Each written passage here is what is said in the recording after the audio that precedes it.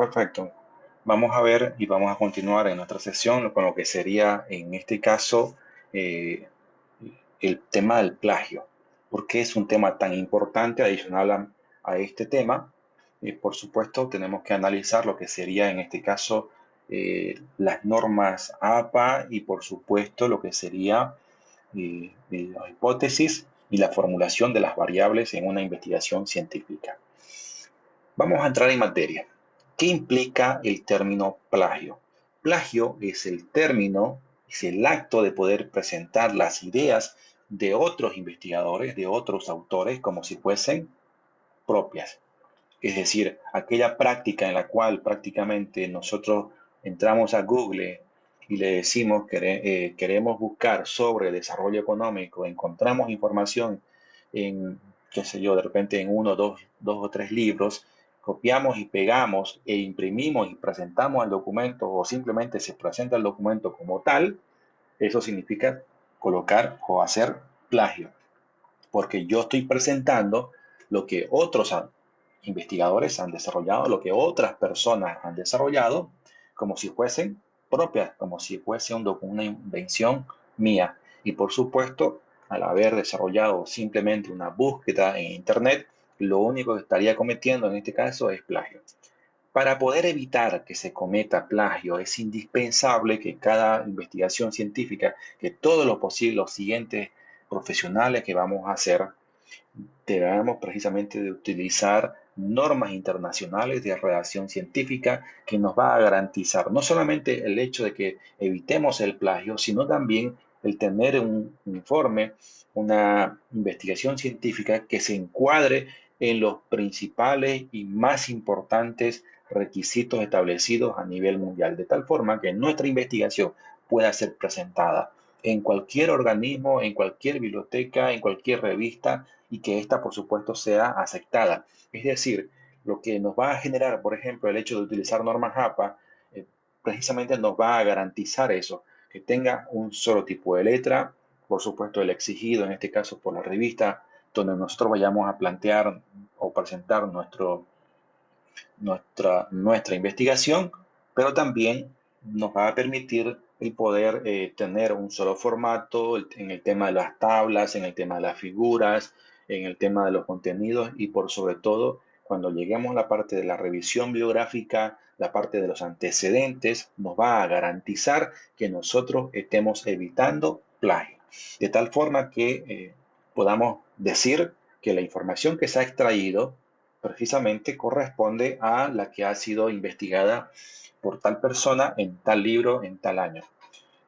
Ahora, hoy en día, por supuesto que Microsoft Word nos facilita, como quien dice, esta tarea, porque prácticamente no es tan necesario que hoy en día nosotros podamos precisamente aprendernos de memoria lo que sería cómo se formula o cómo se debe colocar, por ejemplo, a un autor en el caso de que fuese un solo el autor, o si fuesen dos, o si fuesen tres, o si son más los autores.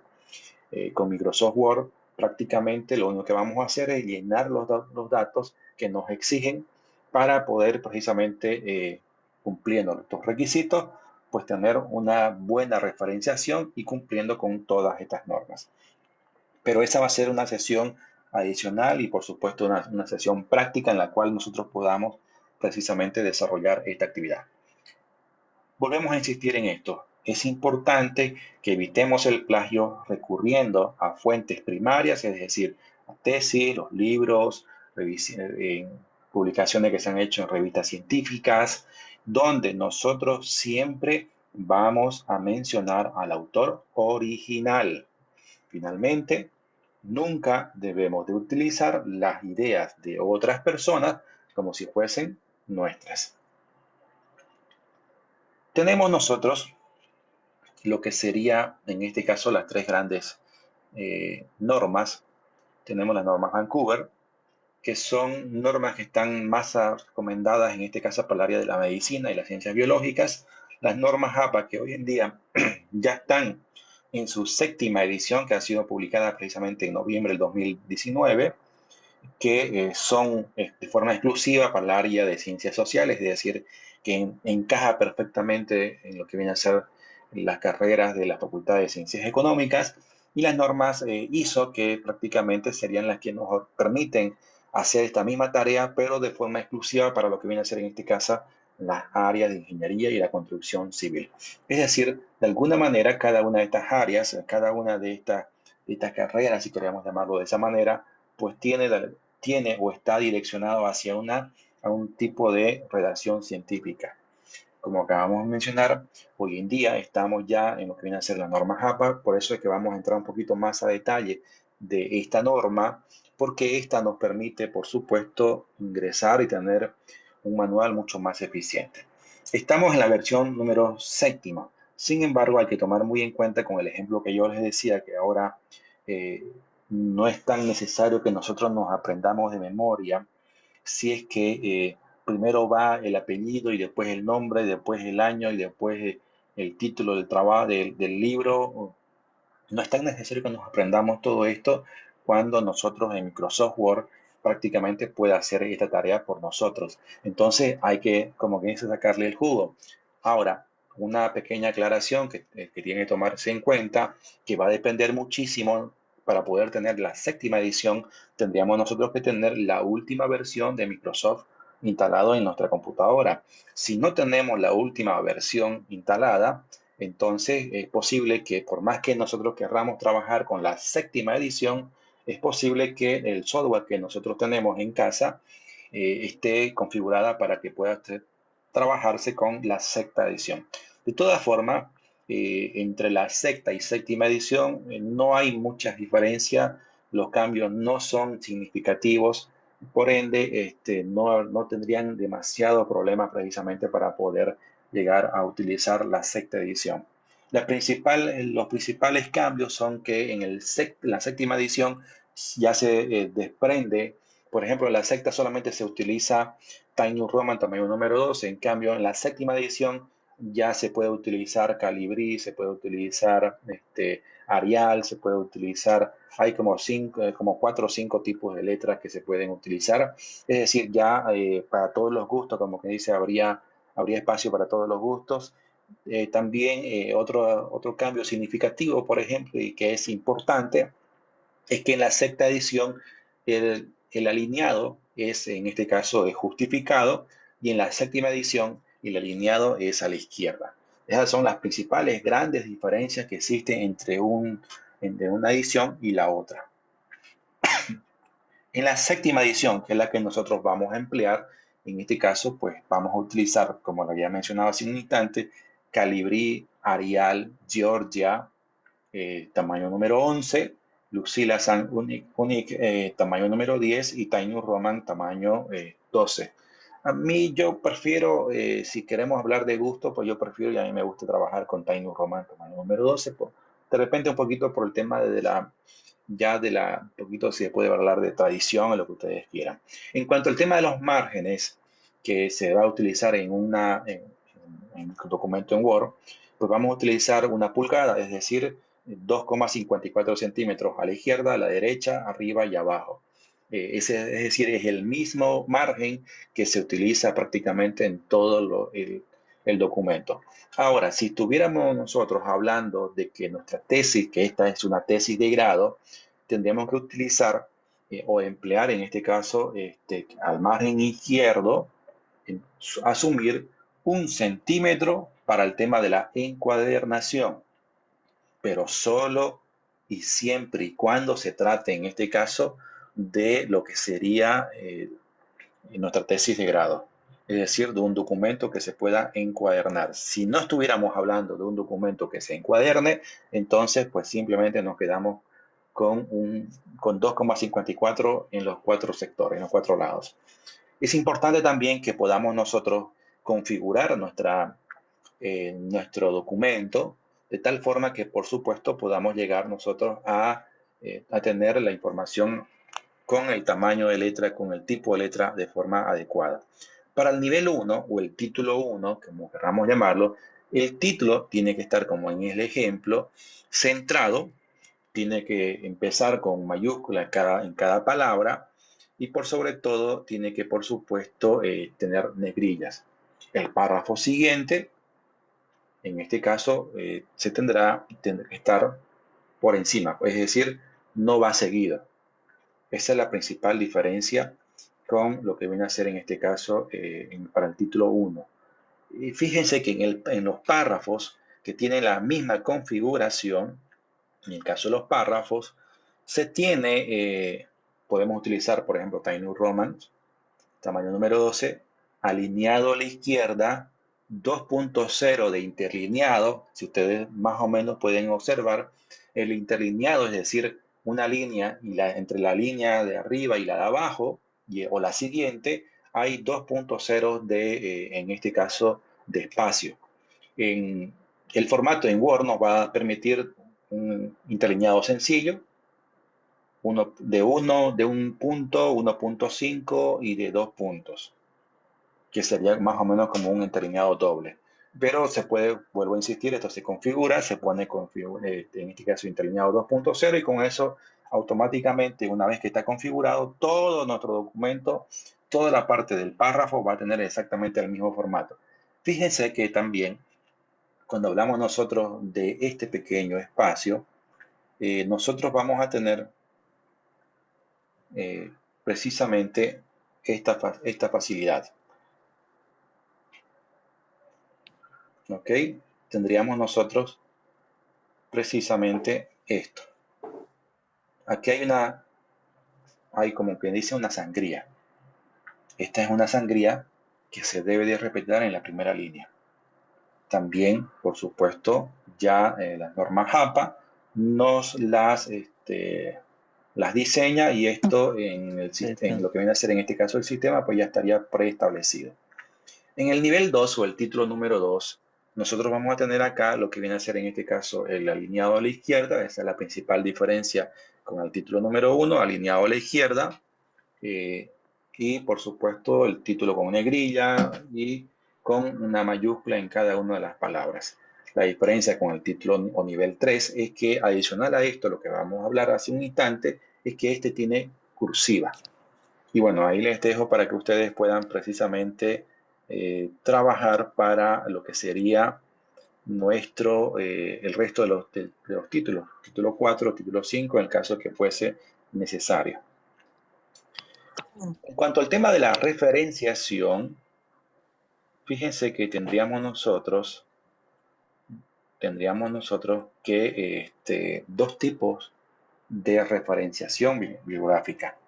Nosotros habíamos mencionado que es indispensable el colocar la referencia bibliográfica, es decir, quién es el autor de la información que estamos colocando nosotros en nuestra tesis y nuestra investigación científica. Cuando el aporte que estamos sacando de otros autores es relativamente corta, como el ejemplo que está a su izquierda, de acá, la información que se ha colocado tiene que estar entre comillas, cuando no superan las 40 palabras. ¿Cómo sabemos nosotros que no superan las 40 palabras? Pues en Microsoft Word lo que nos vamos a hacer es simplemente es seleccionar toda la información que está dentro de las comillas y el conteo de palabras pues es automático. Entonces Microsoft Word nos va a decir cuántas palabras han sido seleccionadas. Si fuesen menos de 40, entonces se coloca entre comillas. Sí, por supuesto, ayudados del Word, vamos a colocar el apellido del autor, el año de la publicación y el número de páginas de donde se está extrayendo la información.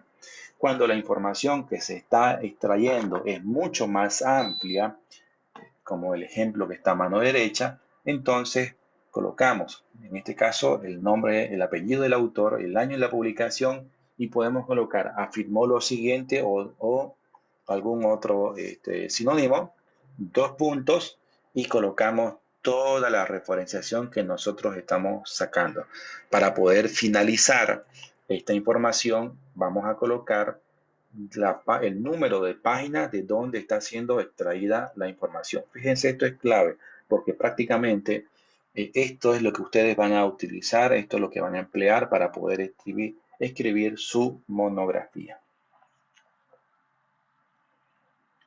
Otro elemento que es importante, por supuesto, es el hecho de que cuando nosotros citamos una figura y una tabla, las normas APA nos exigen que tenga un solo formato. En ambos casos tenemos elementos que son iguales. El primero es que debe existir en este caso, una referenciación. Deben estar completamente numeradas. Tabla 1, tabla 2 y así y sucesivamente. Ya en referencias podemos precisamente hacer que esto se vaya colocando de forma automática. Colocamos el número de la tabla y en el siguiente párrafo debemos de colocar el título de la figura o de la tabla que nosotros estamos mostrando. Y en la parte final debe existir una nota. ¿Qué contiene esta nota? Pues la información. En el caso que la tabla hubiese sido configurada por nosotros, es decir, que nosotros la hemos elaborado, tendríamos que colocar precisamente una pequeña descripción de qué es lo que estamos llegando a mostrar. Entonces, eso es importantísimo que podamos precisamente asimilar. En el caso de que la información o la figura haya sido extraída de otra fuente, de otro autor, entonces tendríamos que decir, por ejemplo, el gráfico representa el retorno del cantado de la inflación en el periodo. Por eso el dólar en el 2012 vale menos que el dólar en el 1802. Tomado, es decir, de dónde se ha extraído la información y colocamos precisamente en este caso el título del libro, el número de página donde se ha extraído la información y quién es el autor y por supuesto la editorial. Eso es lo que nos exige en este caso las normas APA para el caso de las figuras o las tablas, y tendríamos que hacer exactamente lo mismo en las tablas en el caso de que la tabla hubiese sido desarrollada o hubiese sido copiada de otra página, de otro libro, de otra tesis. Ahora, fíjense que es importante que quede bien claro. Cuando nosotros hablamos de tablas, la tabla común que nosotros estamos acostumbrados, pues es que prácticamente todo está, ¿no es cierto? Todo es cuadriculado. ¿Ya? Cuando nosotros hablamos de normas APA, aquí nada es cuadriculado. Si ustedes miran, pues prácticamente estamos hablando de que solamente tendríamos en una tabla normal, tendríamos el encabezado que tendría alineado hacia superior e inferior y un alineado final. Es decir, básicamente tendríamos tres líneas horizontales que van a, si se puede decir así, dividir o mostrar o facilitarnos la comprensión de lo que sería la tabla. Entonces, para que lo tomemos muy en cuenta. Respecto a lo que sería la bibliografía, que es importante. Si yo utilizo, me voy a permitir ingresar y abrir cualquier documento. Bueno, vamos a abrirlo este documento. Fíjense lo que yo les mencionaba hace un instante atrás. Para el tema de lo que sería el párrafo, si esto tuviese una referencia bibliográfica, pues yo me vengo precisamente aquí en referencia y luego me vengo a insertar cita.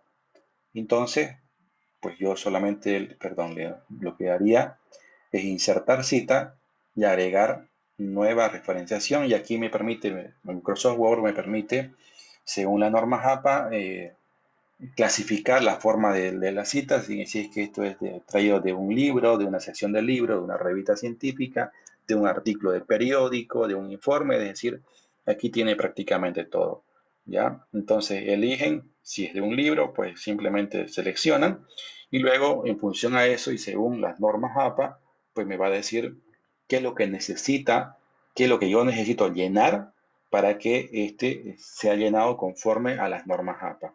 Una vez que se ha concluido esto, le doy a aceptar, por supuesto. Una vez que se vaya a hacer esto, lo único que yo vengo es simplemente me vengo a la bibliografía y fíjense, esto yo no lo he llenado, en ningún momento lo he llenado de forma manual. Esto se llena, como quien dice, de forma automática. ¿Qué tengo que hacer para que se llene esto de forma automática? Me vengo a referencia y en bibliografía, pues simplemente le digo aceptar. Y con un solo clic, pues ya está toda mi bibliografía conforme lo establece las normas APA.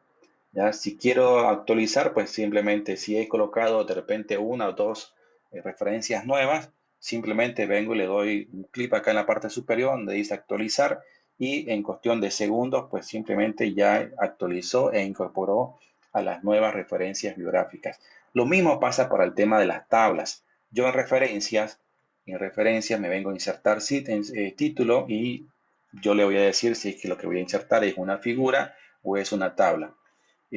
Una vez que, por ejemplo, diga cuál es la figura, en este caso, como está ordenado, ahí me va a decir, porque ya tengo yo 40 figuras hasta la página 117, entonces, perdón, 39 figuras, esta sería la que corresponde, entonces sería la figura número 40, y coloco precisamente el título y le doy a aceptar, y con eso prácticamente ya estaría mis citas, en este caso mis figuras. ¿Qué tengo que hacer para poder actualizar mis figuras? Pues simplemente venirme acá con clic derecho, actualizar campos, y de forma automática, pues prácticamente ya estaría el índice de mis figuras y el índice de mis tablas de forma automática. En el caso de que, por ejemplo, se moviese un poco y de repente la tabla 2 ya no esté en la página número 29, si no se haya movido la página 30, pues simplemente yo vengo acá, le doy a actualizar campos y con dos clics prácticamente ya estaría completamente actualizado y estaría conforme a lo que establecen las normas APA, y por supuesto mi trabajo ya estaría elaborado. Entonces eso para que lo tomemos como quien dice en cuenta, que Microsoft Word como quien dice nos ayuda, nos facilita la vida para todos estos aspectos. Bien, vamos a continuar hablando de lo que sería en este caso nuestra hipótesis. La hipótesis, lo que viene a ser las variables que concluirían, con esto estaríamos concluyendo con nuestra unidad número 2. ¿Qué es una hipótesis? Una hipótesis es una afirmación o una suposición que hace el investigador respecto al problema de investigación. ¿Qué va a implicar todo esto? Que por supuesto, cuando nosotros hablamos de hipótesis, fíjense, una de las personas o una de las ramas quienes más emplean este término son incluso los policías, porque cuando, por ejemplo, se genera un hecho de violencia, un hecho donde hay una muerte o lo que sea, fíjense que al llegar la policía, que casi siempre llega tarde, pues incluso hasta la prensa le gana a llegar, ¿no es cierto? Eh, el policía llega, mira eh, el escenario, y un minuto después, o incluso menos, ya los micrófonos de los medios de comunicación están preguntándole qué es lo que ha pasado, por qué esa persona que ha fallecido ya no tiene vida. Entonces, con un minuto, pues casi imposible poder llegar en este caso a determinar qué es lo que ha pasado. Pero en este caso, ese policía, por la experiencia que él tiene, porque ya ha participado en hechos similares durante 5 años, 3 años, 4 años o más, entonces esa experiencia, ese bagaje que tiene, pues le va a permitir en este caso lanzarse a la piscina, como decimos normalmente, y llegar a decir que esa persona ha fallecido por tal motivo. Eso sería una hipótesis.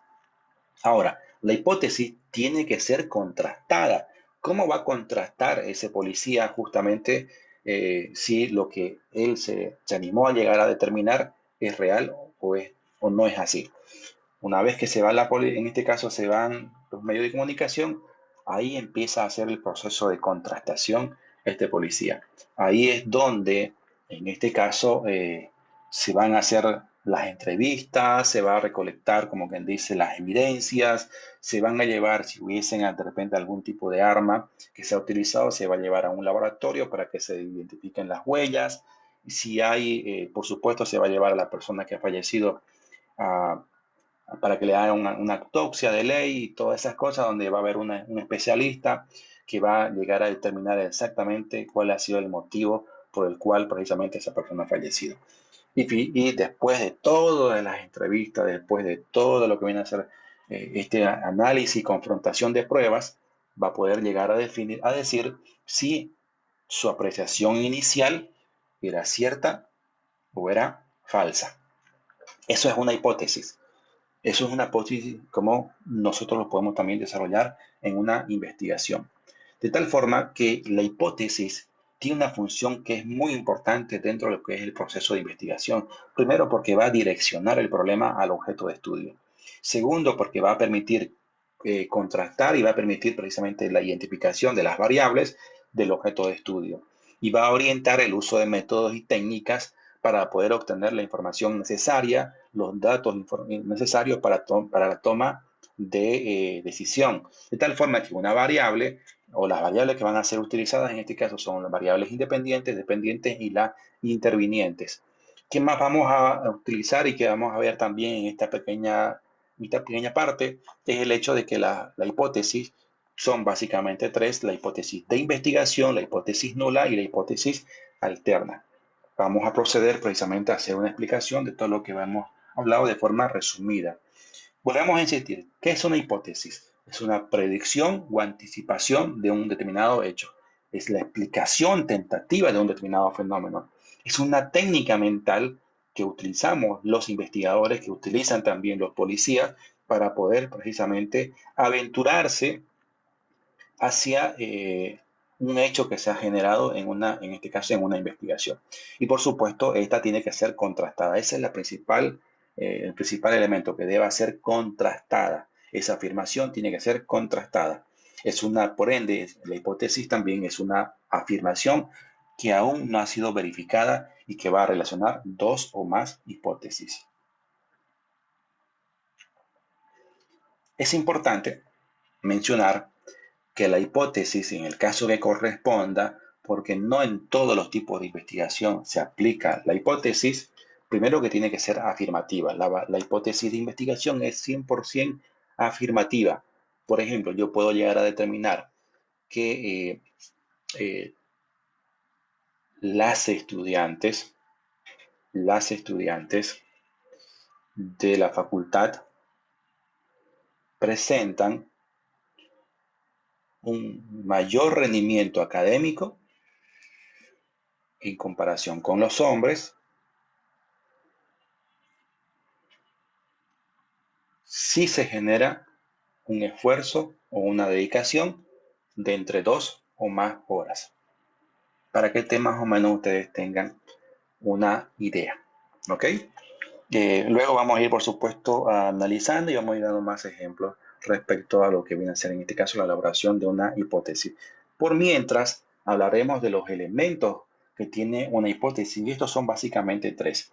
Debe existir una unidad de análisis. ¿Cuál es la unidad de análisis? En este caso, pues son las personas, son las familias, son las instituciones. Cuando yo hablaba precisamente de que las estudiantes o los estudiantes, de forma general, de la carrera X, de la carrera, por ejemplo, de administración, son más estudiosos que los de la carrera de ingeniería financiera, por poner un ejemplo, ¿ya? O que la facultad de ciencia económica es mejor que la facultad de medicina. Debe existir, como habíamos mencionado, variables. En este caso, variables independientes y dependientes. ¿Qué es una variable? Es una característica o propiedad del análisis, de la unidad de análisis. Es decir, va a ser en este caso una característica de los estudiantes. Luego debe existir un elemento lógico. Ese elemento lógico es aquello que relaciona o que une a esas variables. Tengamos un ejemplo. Vamos a decir que los estudiantes que estudian 2 o más horas diarias tienen un mayor rendimiento académico que los estudiantes que estudian menos horas. La unidad de análisis son los estudiantes, las variables independientes, las horas de estudio, las dependientes son en este caso es el rendimiento académico, y los elementos lógicos o la variable interviniente serían los elementos de ligación, en este caso mayor y menor. Estos serían nuestros elementos de lo que viene a ser en este caso nuestra hipótesis. La hipótesis debe ser sometida a una prueba, debe ser contrastada. Es importantísimo que pueda precisamente ser verificada para poder, y por supuesto, medida, y que se garantice que las variables que puedan ser analizadas, estas sean observadas y por supuesto sean medidas. Decíamos hace un instante que no no todas las investigaciones, en este caso, se deben de formular hipótesis. en investigaciones donde tengamos un alcance que sea exploratorio, no se formulan hipótesis. En las descriptivas sí, en la correlacional sí. Fíjense entonces que no en todas las investigaciones se va a hacer una hipótesis. No en todas las investigaciones se debe formular. Eso lo tenemos que tomar muy en cuenta para poder precisamente al momento que nosotros hagamos una investigación. Hayamos mencionado que existen tres tipos de hipótesis: la hipótesis de investigación, la hipótesis alterna y la hipótesis nula. La hipótesis de investigación, que es la hipótesis principal que va a estar en este caso con la abreviatura HI, son las proposiciones tentativas acerca de las posibles relaciones entre dos o más variables y que deben cumplir con los requisitos antes mencionados.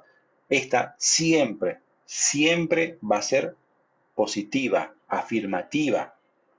Los estudiantes que estudian 2 o más horas tienen mayor rendimiento académico que los que estudian menos horas. Esa sería mi hipótesis de investigación. Mi hipótesis nula, representada con el HO, va a ser lo contrario de la hipótesis de investigación. ¿Qué va a decir entonces? Que los estudiantes que estudian 2 o más horas no tienen un mayor rendimiento en comparación con los que estudian menos horas. La hipótesis alterna, representada por el HA, al igual que lo que nosotros estábamos mencionando hace un instante, como dice su nombre, es alterna. Tiene que ser completamente diferente. Pues vamos a decir que no importa, por ejemplo, las horas de investigación, sino más bien el tipo de procedencia de la unidad educativa. Es decir, podemos llegar a afirmar, por ejemplo, que no depende mucho el esfuerzo en cuanto a la dedicación de 2 o más horas. Podemos llegar a decir que depende que si un estudiante proviene de una unidad educativa que sea fiscal o de convenio, tendrá un mayor aprovechamiento académico o mayor rendimiento académico versus los que vengan de unidades educativas privadas. Entonces, es como que dice su nombre, es una alternativa precisamente de análisis.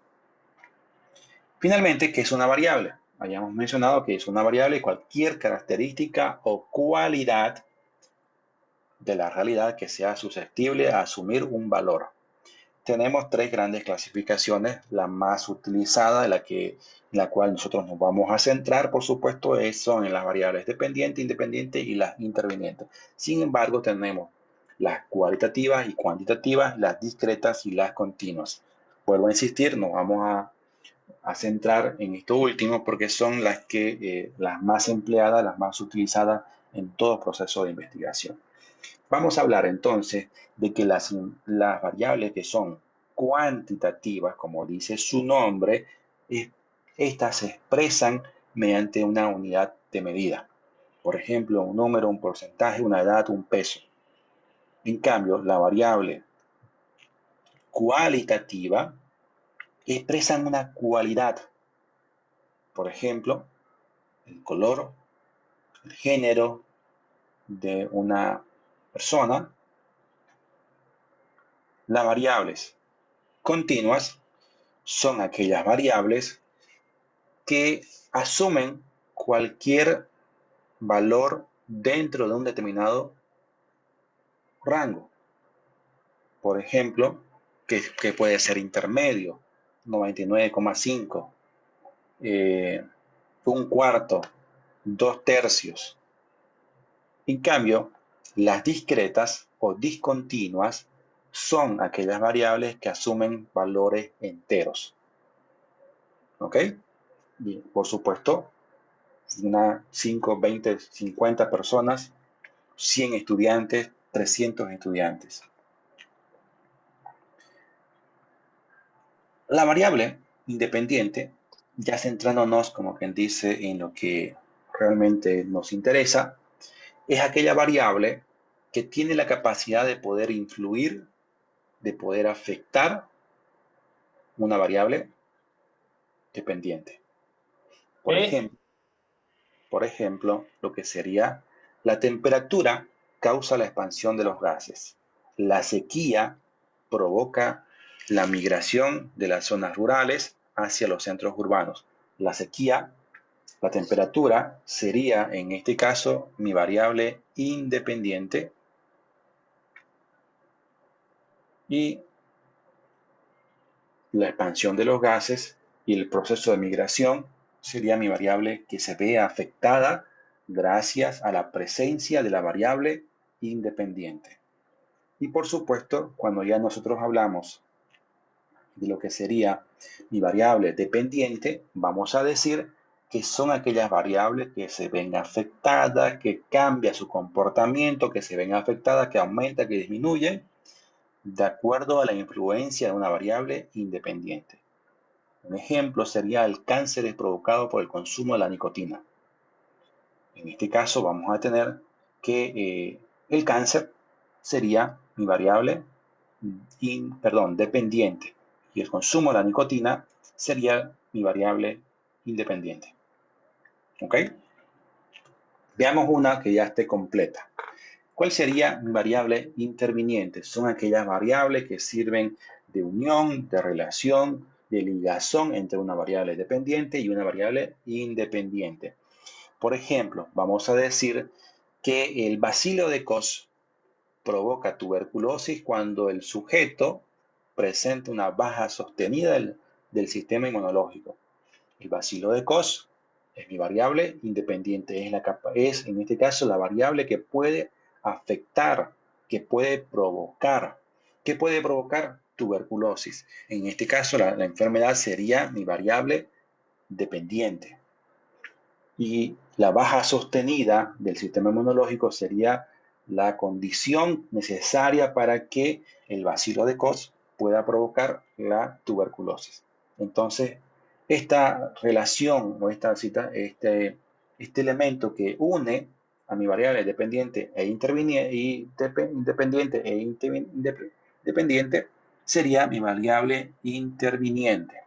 De esa manera podemos prácticamente unir estos dos elementos. Cuando elaboramos una tesis, es indispensable que nosotros podamos, decimos, medir, ¿no es cierto? Tenemos que medir las variables, tenemos que medir nuestra hipótesis. ¿Cómo se mide? ¿Cómo nosotros contrastamos? Existe lo que viene a ser en este caso la operacionalización de las variables, donde se incluyen dos grandes elementos, la definición conceptual y la definición operacional. La conceptual, como dice su nombre, nos va a permitir, por supuesto, conceptualizar nuestras variables, nuestra hipótesis que está siendo analizada, y la definición operacional nos va a permitir precisamente colocar una variable que sea medible, que sea precisamente que nos permita rankear, que nos permite precisamente contrastar. Por ejemplo, si nosotros hablamos de la motivación intrínseca en el trabajo, como variable, en este caso, variable independiente, y el ausentismo laboral sería mi variable independiente, lo que hacemos es, por supuesto, llegar a hacer una definición conceptual que el ausentismo laboral, por ejemplo, sería el grado en el cual un trabajador no se reporta a trabajar.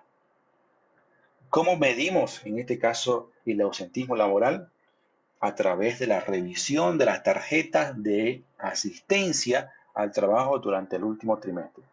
Entonces, la definición operacional es precisamente la forma o el instrumento que yo voy a utilizar para poder llegar a medir mi variable.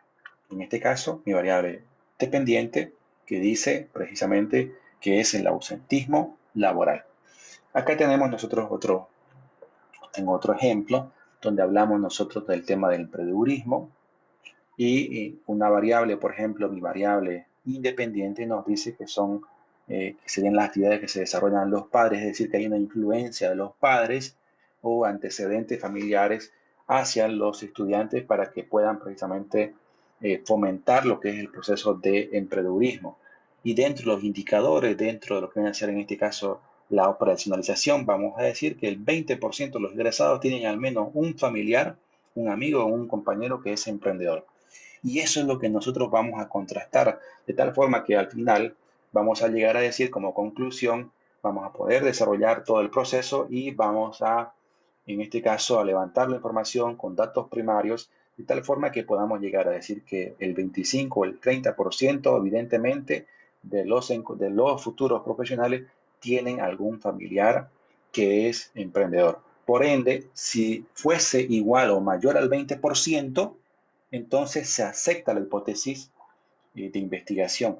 Si solamente fuese, por ejemplo, el 10% de los estudiantes que pretenden hacer investigación que están influenciados por un familiar o por un padre o por un amigo, entonces significa que nuestra hipótesis se rechaza, que nuestra hipótesis de investigación no es la adecuada, no es la pertinente.